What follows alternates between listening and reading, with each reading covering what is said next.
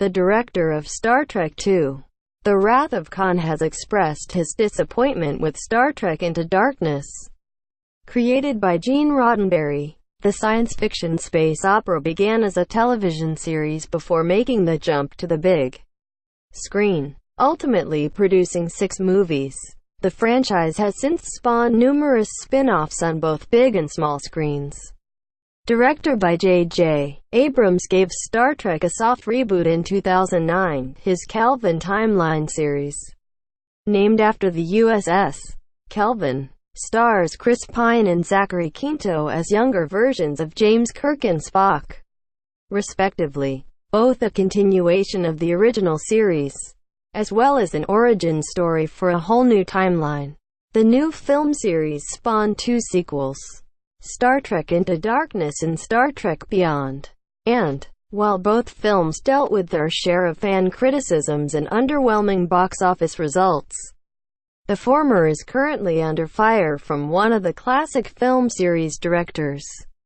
Related, 20 Star Trek fan castings better than the movies. Speaking with Tom Connors from the YouTube channel Midnight's Edge, via comic book director Nicholas Meyer, who also worked on Star Trek IV, The Voyage Home and Star Trek VI, The Undiscovered Country, revealed that he was disappointed with Star Trek Into Darkness, which borrowed various elements from Star Trek II, The Wrath of Khan, though he was flattered by the numerous references and homages to his film. He was equally unimpressed with the end result, as well as its failure to add something new to the story. He said, "In my sort of artistic worldview, if you're going to do an homage, you have to add something. You have to put another layer on it. And they didn't. Just by putting the same words in different characters' mouths didn't add up to anything. And if you have someone dying in one scene and sort of being resurrected immediately after, there's no real drama going on. It just becomes a gimmick or gimmicky. And that's what I found it to be ultimately. Being a Star Trek film." Predictions and fan theories raged before the film went into production. Most prevalent was the theory that Star Trek Into Darkness would serve as a retelling of The Wrath of Khan, and the belief only grew when the trailer hinted at a moment lifted straight out of the original film involving Benedict Cumberbatch, who was originally credited as John Harrison, but would be later revealed as Khan.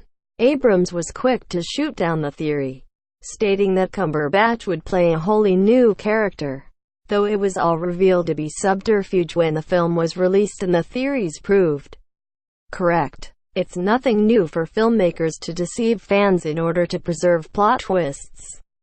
But Star Trek fans felt aggrieved by the film's particular tactics, especially considering that the twist was heavily foreshadowed in the marketing. Given the similarities between both sequels, many even wondered why it needed to be a twist at all. The mere announcement that the popular villain would be returning would have delighted fans, without ultimately insulting their intelligence. But audiences were ultimately frustrated with the plot contrivances referred to by Meyer, namely, the use of Khan's blood to magically resurrect Kirk after his sacrificial death. Although Abrams remains proud of the film, he ultimately stepped down as director, crossing galaxies in order to helm Star Wars: The Force Awakens, which didn't come without its fair share of similar criticisms.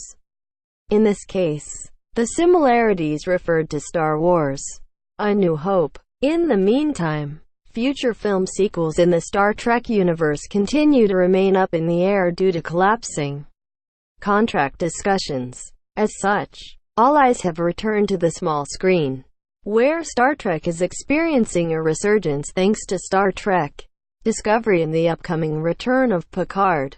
Source: ComicBook Tags. Star Trek